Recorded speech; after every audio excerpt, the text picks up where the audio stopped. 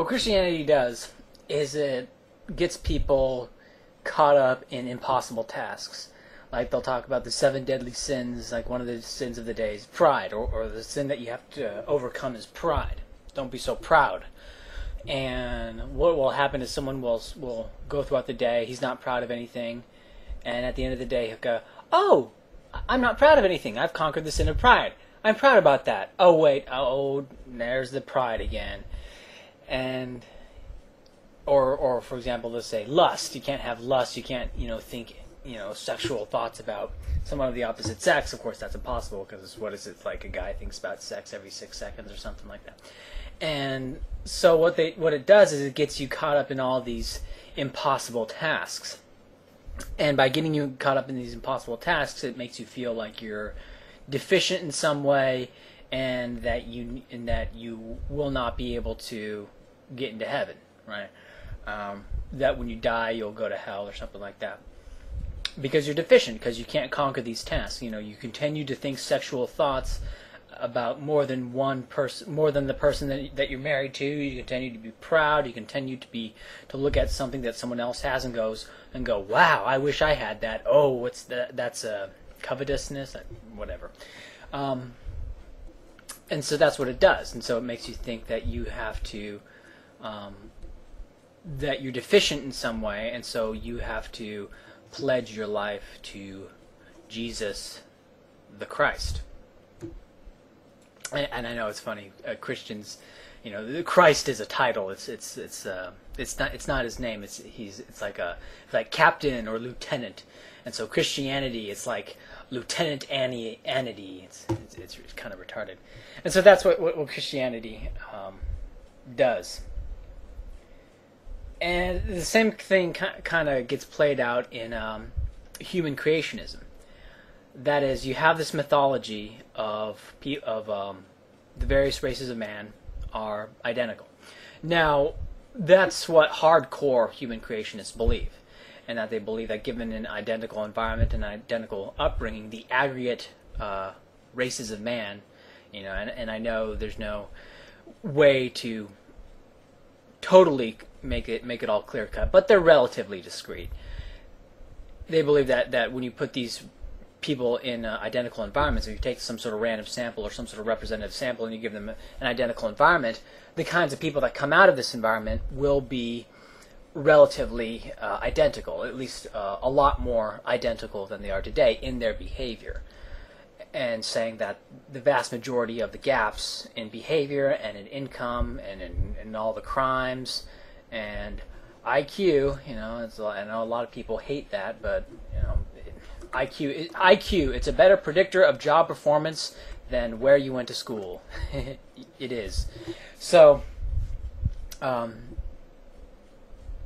so that's what that belief is. And so what you have all these gaps that exist, but if you believe that the gap is a product of environment, a product of built-up racism, or even if you're not even if white people on the whole are not racist, which they're not anymore, which is why newer and more exotic explanations have had to come to the fore, like such as white privilege. It's saying, well, you're not discriminating against people of other superficial morphologies, but you get a job. Most jobs are given to people, based on, word of mouth, or like, hey, this is my son, he's my son, so why don't you go ahead and give him a job, wink, wink, nudge, nudge, that kind of thing. It's the good old boys network. Now, obviously, on a free market, if that's inefficient and these institutions are employing inefficient labor, inefficient workers, then they're going to be lose to the firms that do not engage in this kind of nepotism. That is, non-nepotistic firms will be able to hire all this undervalued non-European labor, and these non-nepotistic firms will be able to outcompete the nepotistic firms. So anyone who believes in this stuff about white privilege, well, what the hell are you doing? Start a firm and hire only, people of non-Caucasian European descent. If they're undervalued and there's this white privilege going on, well, that's a fantastic business opportunity for you. But of course they don't do that because it's a bunch of crap. So, and that's what this is because people continue to believe that these gaps are a result of environment or a result of intergenerational nepotism. They believe that there's something deficient in their behavior, in how they are treating their fellow man.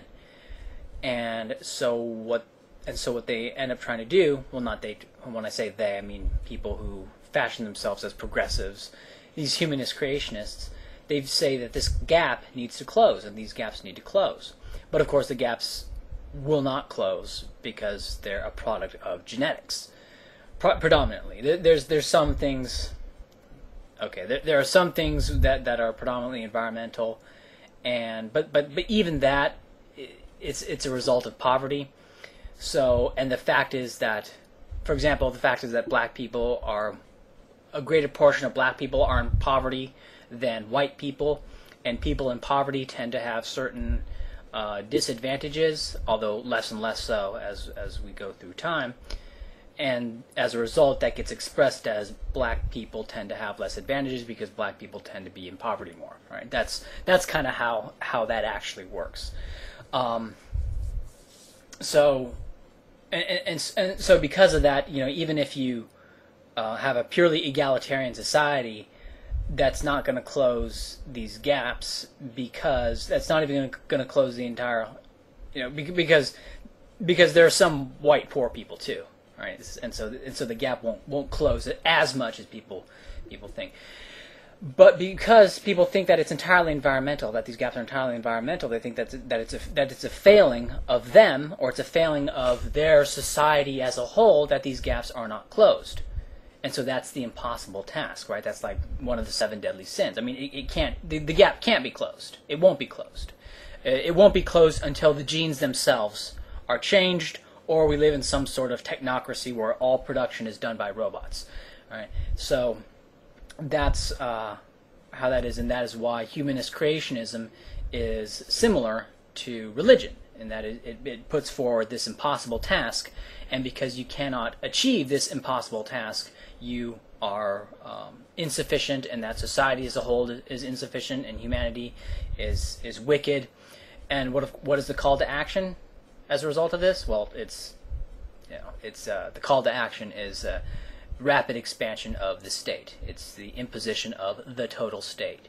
You wicked humans can't do it yourself, and so we have to have the state, which is made up of humans, to do it for you, to enforce equality for you. Right? That is to be salvation. That is to be redemption of of the wicked ways of the Euro man, and seeing more and more of the Northeast Asian man, because Northeast Asian man is starting to be is successful as well, and because and because there's no difference between the races of man, that means Northeast Asian man must also be doing something nefarious, right? And that's the humanist creationist dogma.